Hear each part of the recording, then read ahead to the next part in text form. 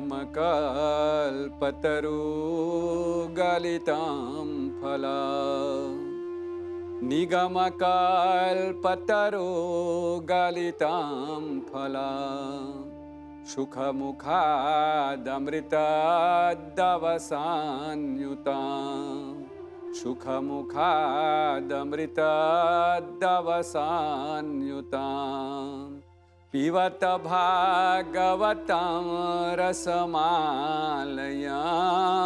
पिबत भागवतं रसमालयम्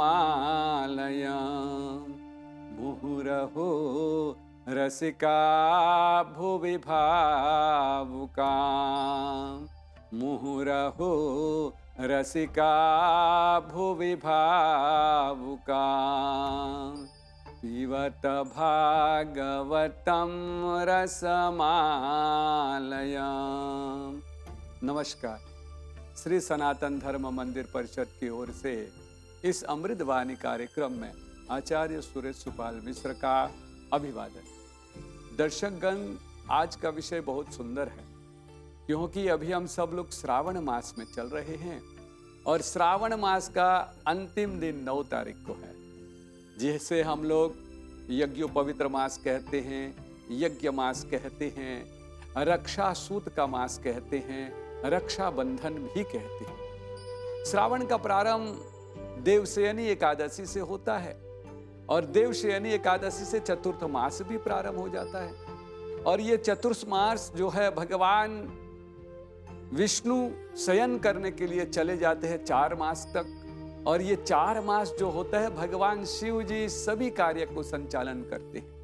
इसलिए पहला महीना आ जाता है जिसे हम श्रावण कहते हैं, शिव मास कहते हैं, यज्ञ मास कहते हैं, दोष मास कहते हैं, क्योंकि इसमें सारा पूरा महीना अनेक पर्व आता है, अनेक रूप से अनेक प्रकार से दोष का निवारण, यज्ञ करना, दान करना, वेद पाठ करना और वेद पाठ को श्रवण करना, सुनना नहीं, लिसनिंग विद अटेंशन कहा जाता है। वेद को श्रवण किया जाता है क्योंकि जो भी मंत्र हम सब लोग करते हैं उन मंत्रों को अपने हृदय में लगाते, अपने जीवनचर्या में उतारते, इसी को श्रवण कहा जाता है। और सुंदर भी ये बात है कि हम सब लोग 9 तारीख को रक्षाबंधन पूर्णिमा, श्रावण मास के पूर्णिमा सबसे उत्तम तिथि होता है जहां पर हम सब लोग कर्मकांड के लिए सबसे उत्तम संकल्प वाला कर्मकांड होता है। हम सब लोग उस दिन यज्ञ करते हैं, सब दोष निवारण करने के लिए स्नान बताया जाता है। जल से स्नान करना, मिट्टी से स्नान करना, वो मिट्टी जो तुलसी के पौधे के नीचे है उस मिट्टी को लेकर के स्नान करते हैं। पाप को निर्वाह करने के लिए, अपने शरीर को पवित्र करने के लिए नदी के तट पर जाकर के स्नान करते हैं और साक्षात वो दिन सबसे बड़ा दिन होता है जिस दिन को हम सब लोग अपने जनेऊधारी जितने यज्ञोपवित्र वाले हैं वो उस दिन यज्ञोपवित्र को निकाल करके नया यज्ञोपवित्र धारण करते हैं। जो पुराना है उसको निकाल करके प्रवाह कर लेते हैं और यज्ञोपवित्र जब धारण करते हैं तो यज्ञोपवित्र में 3 धागा है और 3 ऋण हमेशा साक्षात से है। पितृऋण, मातृपितृऋण एक का हो गया और देव ऋण दूसरा धागा देवताओं के तुल्य और एक धागा जो होता है गुरु तुल्य होता है। इसलिए हम सब लोग यह मास में ये 3 ऋण को चुकाते। इसलिए पढ़ना, पढ़ाना, यज्ञ करना, यज्ञ करवाना, दान पुण्य करना, सेवा करना, माता पिता गुरुजन को आशीर्वाद अवश्य लेना चाहिए। और अर्थात 9 तारीख को जो पूर्णिमा के दिन है वह दिन तो और भी शुभ होता है। वह इसलिए शुभ होता है क्योंकि वहां पर रक्षा सूत का वर्णन बताया गया जिसे हम सब लोग रक्षा बंधन कहते हैं। धागा, रक्षा सूत जो एक दूसरे के प्रति बांधा जाता है। अगर आप सब लोग भविष्य पुराण को पढ़ेंगे तो वहां पर बहुत सुंदर चरित्र आ जाता है, देव और दानव में युद्ध। और जब देव दानव में युद्ध चल रहा था तो इंद्र भगवान भयभीत हो गया और जब भयभीत हो गया तो क्या देखने को मिला दर्शकगण कि वहां पर उनके पत्नी सची को पता चल गया कि इंद्र जी डर गए, भयभीत हो गए हैं इन युद्ध को देखते हुए। तब वहां पर क्या देखा कि सची ने वेद मंत्र उच्चारण करके पीला धागा लेकर के अपने पति के हाथ में बांधा, रक्षा हेतु, वो कार्य के सिद्ध करने के हेतु रक्षा सूत्र बांधा जाता है। और वो रक्षा सूत्र किस रंग का होता है? वो धागा पीले रंग का धागा को लेकर के मंत्र अभिजित करते हैं, और मंत्र में वेद मंत्र कहा जाता है।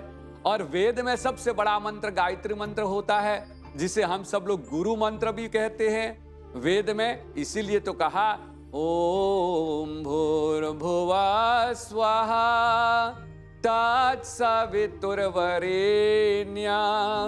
भर्गो देवस्य धीमहि धियो यो नः प्रचोदयात्।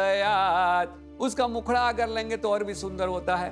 कहते हैं तूने ही हमें उत्पन्न किया, पालन कर रहा है तू, तुझसे ही पाते प्राण हम, सो कर दुख हरता है तू। ये मंत्र का उच्चारण इसलिए गायत्री मंत्र वेद मंत्र कहा जाता है। आप सभी लोग उस दिन धागा बनाए, राखी मत किनना। राखी खरीद करके फिर बांध करके उतार देते हैं, या उस दिन राखी का दिन नहीं, रक्षा सूत्र का दिन है। इसीलिए रक्षा बंधन एक दूसरे के प्रति रक्षा हेतु बांधा जाता है। और यह रक्षा सूत्र सिर्फ भाई बहन का नहीं होता है। यहां पर अगर आप सब लोग भविष्य पुराण को ठीक से देखेंगे तो सची इंद्र की पत्नी थी, और सची ने अपने पति के रक्षा हेतु सब प्रकार के मानसिक तनाव को दूर करने के लिए, आध्यात्मिक रूप से तेज शक्ति को प्राप्त करने के लिए, हर कार्य को सिद्धि करने के लिए अपने पति के हाथ में बांधते हैं। अगर आप लोग विवाह संस्कार में जाएंगे तो यह भी देखा जाता है, जब विवाह संस्कार के अंतिम चरण में क्या देखा जाता है कि लड़की जो है कन्या, वो वर के हाथ में बांधती है, और वर जी महाराज भी यहाँ पर कन्या जो लक्ष्मी स्वरूपा है उसके पत्नी के रूप में उसके हाथ में बांधते हुए यही कहते हैं तंतु माने न मम जीव तंतु नाम, कि आज से तू हमारी रक्षा करना। लड़का कहता है आप हमारे रक्षा करना, लड़की कहते आप हमारे रक्षा करना। ये रक्षा सूत्र बांध करके कहते हैं। इसीलिए पति पत्नी, एक भाई एक बहन के हाथ कलाई में बांधते, एक बहन भाई के कलाई में रक्षा सूत्र बांधते हैं। साथ साथ में एक गुरु एक शिष्य के हाथ में रक्षा सूत्र बांधते हैं। उसी प्रकार से एक लड़की एक माँ के लिए बांध सकती है, एक माँ एक लड़की के लिए बांध सकती है। जिसके पति बीमार है, जिसके घर में पति बीमार है, पत्नी वेद मंत्र बोल करके रक्षा धागा अपने पति के आयु के लिए, रोग को निवार करने के लिए वो बांधा जाता है। और जिसके घर में पत्नी बीमार है, वो पति भी वेद मंत्र का उच्चारण करके ये धागा अपने पति की रक्षा, पत्नी की रक्षा के लिए बांधते हैं। इतना बड़ा दिन है। पूर्णिमा दिन में स्नान को भी बताया जाता है कि उस दिन अगर आप स्नान करते हैं तो 10 पाप का निवारण हो जाता है। समुद्र में, गंगा के तट में, यहां पर भी कहा जाता है गौमूत्र से स्नान करने से मन पवित्र होगा, शरीर पवित्र होगा। इतना बड़ा दिन होता है रक्षाबंधन और श्रावण मास के पूर्णिमा। उस समय अगर आप यज्ञ कर सकते हैं तो सबसे उत्तम होता है। भगवान विष्णु का पूजन कर सकते हैं। यह मास शिव महीना है, शिव जी का पूजन कर सकते हैं। अनेक प्रकार के रोग का निवारण होता है। यहाँ तक अगर आप सब लोग शिव पुराण पढ़ते हैं तो यहाँ पर यह भी कहा जाता है यह समय में शिवरात्रि के समय शिव का पूजन, कैलाश पर्वत पर ज्योतिर्लिंगों पर पूजन करना, और शिव जगह पर अगर आप सब लोग जा सकते हैं तो आपको मोक्ष प्राप्त होगा। काशी विश्वनाथ मंदिर में अगर आप दर्शन कर सकते हैं, उस जगह पर आप सब लोग सिर्फ दर्शन मात्र के लिए जा सकते हैं तो आपको मोक्ष प्राप्त होता है। इस प्रकार से शिव पुराण में उस दिन का बहुत बड़ा महत्व बताया गया कि उस दिन अगर हम सब लोग अपने देवी देवताओं का पूजन करते हैं, अपने माता पिता का सेवन करते हैं, अपने गुरु जी के पास जाकर के आशीर्वाद लेते हैं, दीक्षा लेते हैं, यज्ञोपवीत जनेऊ करवाते हैं उस दिन, तो और भी उत्तम समय रहता है। इतना बड़ा दिन होता है श्रावणी मास का पूर्णिमा तिथि। यह मास तो बहुत सुंदर ही मास है, व्रती का मास है, पाप धोने का मास है एवं पवित्र होने का मास है, पुण्य मास गना जाता है। चतुर्थ मास में यह पहला महीना है जो शिव जी का महीना है, और शिव जी सब प्रकार के पाप दोष आदि निर्वाहन करते हैं। अपने परिवार को सुखी रखने के लिए यह वेद मंत्र का उच्चारण करना, हमेशा सुखी रहना, बड़े बुजुर्गों का सेवन करना और सेवा के साथ साथ में गुरु का सेवा करना, अपना कल्याण के लिए, अपने देश के कल्याण के लिए, अपने परिवार के कल्याण के लिए हमेशा नमन करना। ओम नमस्तुभ्यम का, ओम नमः शिवाय नमस्तुभ्यम का जाप और जरूर करना।